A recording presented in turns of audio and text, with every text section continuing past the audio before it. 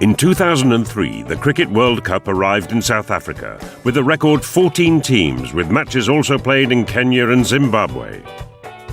The road to the final at the famous Wanderers Stadium in Johannesburg was full of stories, like unfancied Kenya, who caused the biggest shock of the competition by beating Sri Lanka on their way to their historic semi-final berth, a result that still hurts today. It's hard to forget a game when you lose against a side like Kenya. Was gone and Collins picks up another catch. Oh, and the Kenyans delighted. Just look at them. And we ended up on the losing side, so it was a bitterly disappointing game. And Jonty Rhodes has demolished the stumps. They go for it, and Donald's run out. The skipper getting a century in a World Cup final. Yes! A World Cup 100 to savour. India lift the World Cup.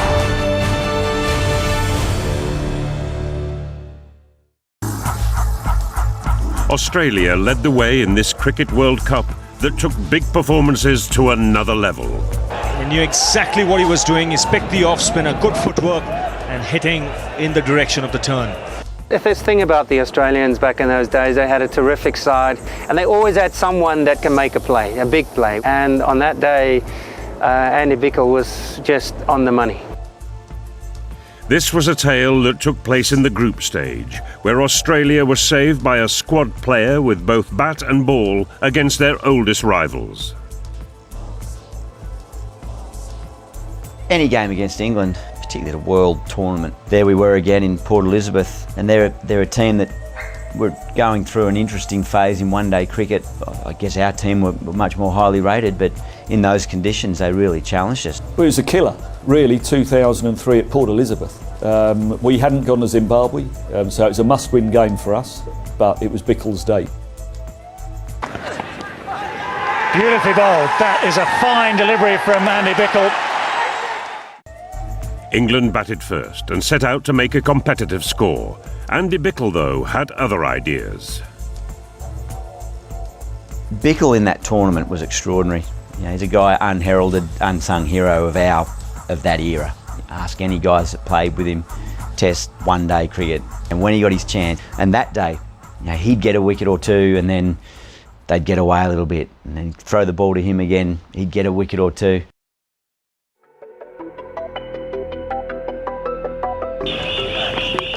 That's very straightforward, there's no doubt about that at all.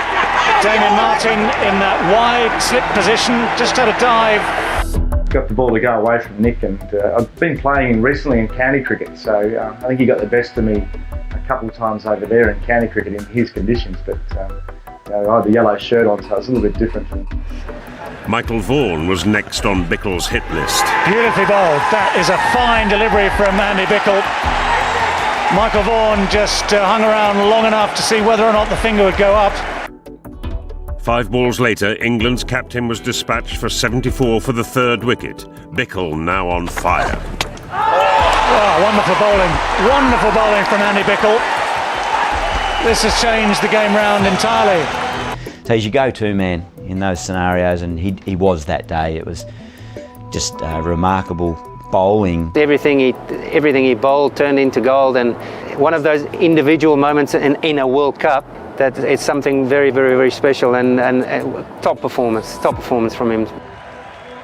England was 74 for 3 when Alex Stewart came to the crease, desperate to stabilise the England innings. That's well played. It was short. There was a good shot too from Alex Stewart. Picked the gap nicely, and that's his first boundary. And again, that game fluctuated. We struggled, then we got into a decent position with the bat. We put as I say, a challenging total. Then we took early wickets, but it was Bichel's day. Bowled brilliantly. Next, Bichel combined well with Adam Gilchrist to destroy Stewart's partnership with Paul Collingwood. It was a vital breakthrough. The batsman's not going to be very happy about that.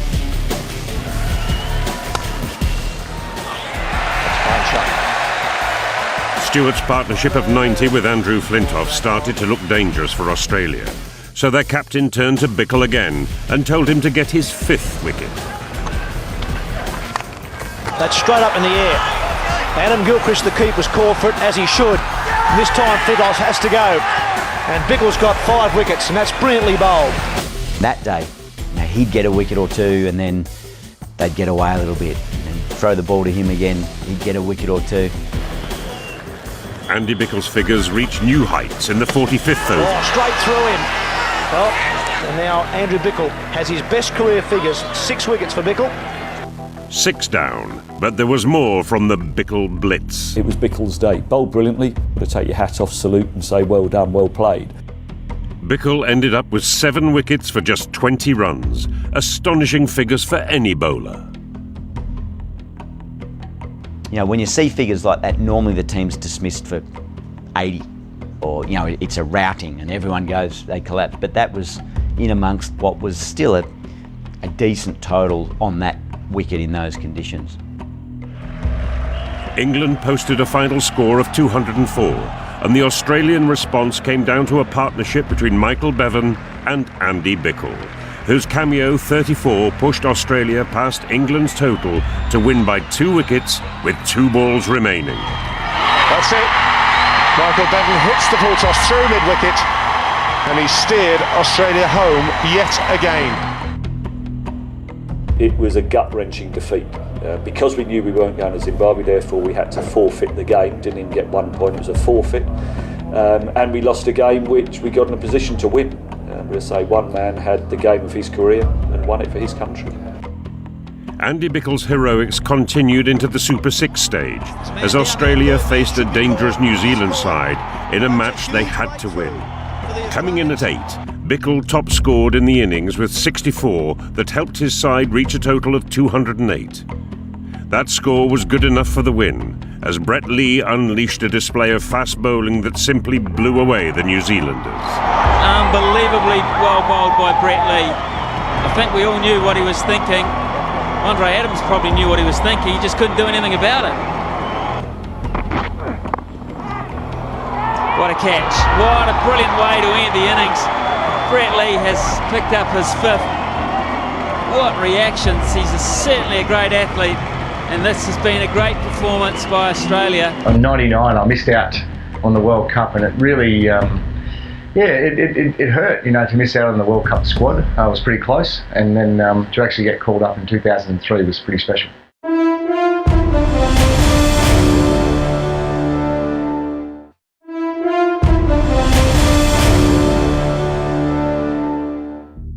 In 1996, Sri Lanka reached the pinnacle in the one-day game by winning the Cricket World Cup.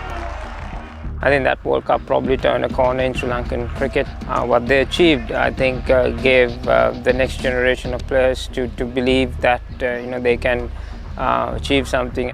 By the 2003 Cricket World Cup, Sri Lanka were considered amongst the elite in the one-day game.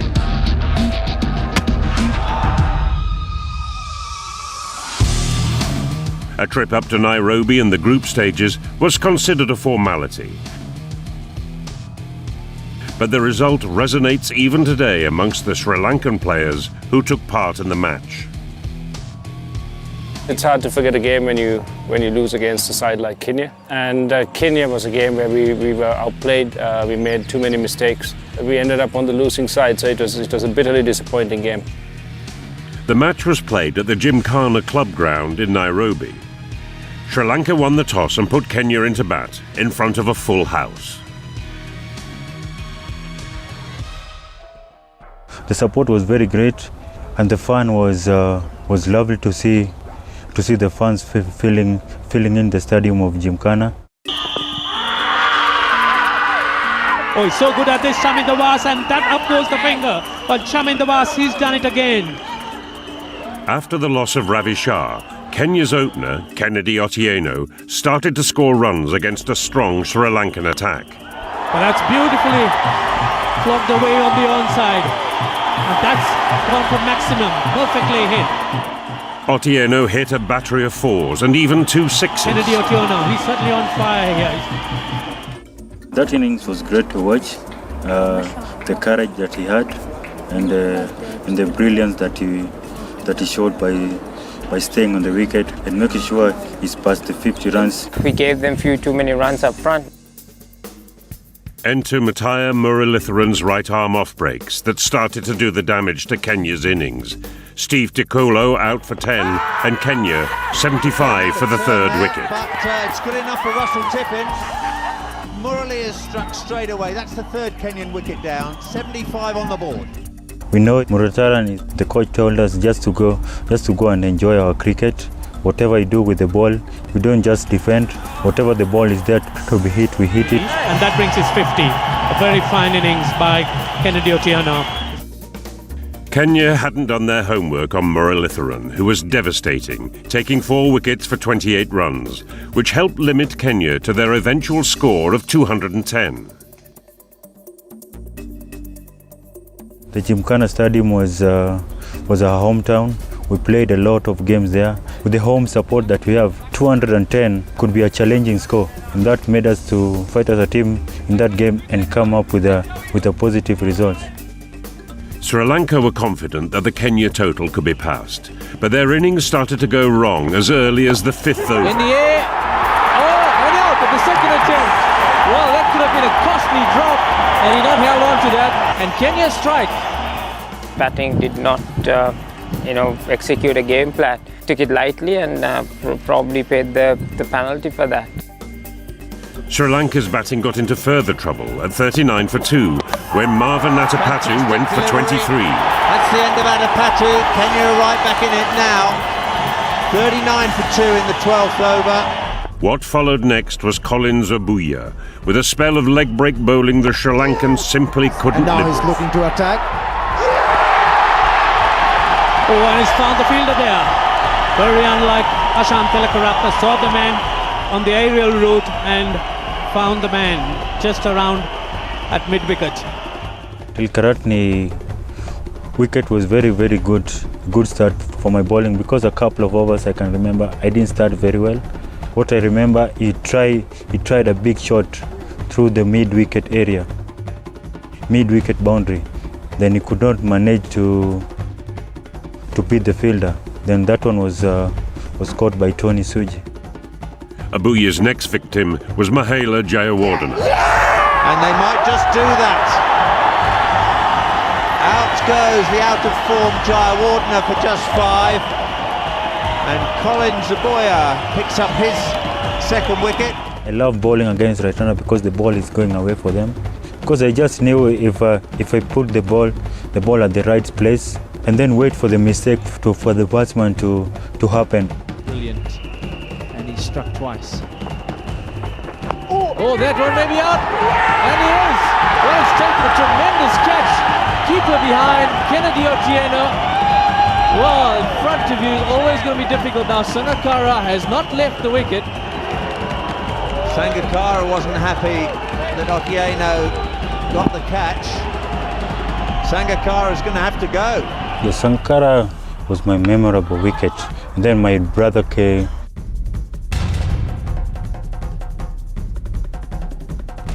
He dived in front into the crease and caught it. Oh, that's a big shout for a catch behind. And umpire Tippin's finger goes up, and it is a big wicket for the Kenyans. Aren't they delighted? Aravinda De Silva is caught behind. Umpire Tippin had a close look at it and took his time over the decision. De Silva wasn't very pleased, but he has to go. When I bowled a couple of overs to De Silva, I knew that I had to be spot on my line, because he's a very, very world-class player. If you miss your line, he could punish you. He could punish you with the boundary. Finally, Abuya got his fifer when he caught and bowled Chaminda Vas. Another catch. Oh, aren't the Kenyans delighted? Just look at them. Chaminda Vas looking to go over Collins Abuya. Last ball of the over, hits it straight back. And this really is sensational stuff by the Kenyans. Chaminda Vas, because I knew if I pitch it just outside off somewhere and coming in, I usually hit left arm spinner over the bowlers. I was ready for that, and then the catch came, and then I caught it. Collins Abuya's astonishing figures of 5 for 24 helped restrict Sri Lanka to a mere 157. I think, the guys up front, got starts, did not, finish off the game, got a big one and saw us through. So, yeah, little mistakes, but, we've learned from that. It was a historic victory for Kenya, who went on to meet India in the semi-finals. To a lot of teams, it's a bit of a no-win situation. That is because if you beat them, it's taken for granted that you should have beaten them. And if you lose, then there is a huge hue and cry about it.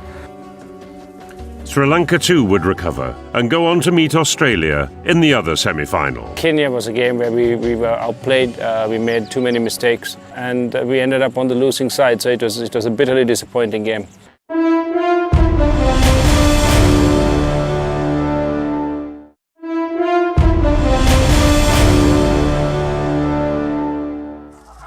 Ricky Ponting was the Australian captain who led his team to their 5th Cricket World Cup final at the Wanderers Stadium in Johannesburg, South Africa. It hadn't been easy for the Tasmanian batsman, who lost key players early in the tournament. First World Cup as captain, I had a lot of trump cards in my team going there. One being Gillespie, one being Warne. Gillespie played one game and Warne got ruled out before a ball was bowled in the tournament. So some huge challenges there as a young captain, how I was going to be able to bring that group back together, and how the impact of losing 2 of your best players, what sort of impact that was going to have on the team. Australia against India for the 2003 Cricket World Cup final. It was a great World Cup for us. We hadn't dropped a game till the final. The only game we lost was to Australia, and we went past other sides easily, South Africa, England or Pakistan. We're very proud of the way we played the World Cup. The 2 best teams in the tournament going head-to-head. But soon there was only one side in it. Pitched and a little bit of width from Zahir Khan, and that's all the invitation that Gilchrist needs. As an opening batsman, you wouldn't have minded if we had a bowl first, just to settle the nerves, but toss went up, came down, Ganguly says that they'll bowl. I remember Glenn McGrath yelling out, well, that's your first mistake. But that was McGrath always sniping away like that. Matthew Hayden wasn't just sniping away. His partnership of 105 with Adam Gilchrist set the tone against a nervous India. Zahir coming in for the first ball. Just remember the intensity of the Indians, coming in from backward point, Zach coming down and saying a few words, really chirpy. They really seemed, like they were in fast forward and pretty chirpy, which I thought that's sort of uncharacteristic of that group of players. In the 14th over, India's attack finally made a breakthrough and got their first wicket. Adam Gilchrist caught by Sehwag off Harbhajan Singh. Catch is taken. Gurinder Sehwag it is. So that's the big breakthrough they wanted. Australia have gone off to fly. Harbhajan Singh has picked up the wicket, went miles in the air, but Sehwag has taken it. When I got out, I really felt opportunity lost for us to really build a big one. That's what I felt at the time. So for Matty and I to have grabbed a hold of that, the momentum, then getting out, I thought, let him off the hook here. What came next was Ricky Ponting to carry on the momentum that Gilchrist had created. I think that's one for the crowd. Well, this is a decisive hit. He knew exactly what he was doing. He's picked the off-spin, a good footwork, and hitting in the direction of the turn. Of course, that's 2003. Whilst we see hitting like that regularly now, particularly in T20 and at the back end of ODIs, that was taking it to a new level for its time. There he goes again. The result the same. This is even bigger. It's out of here, this one. They just smashed us in the final. I thought it was a good toss to win. There was some sea movement early on, but the way Ponting, Gilchrist, Hayden and Martin batted just took the game away from us. And I thought at halfway down the mark, we were out of the game.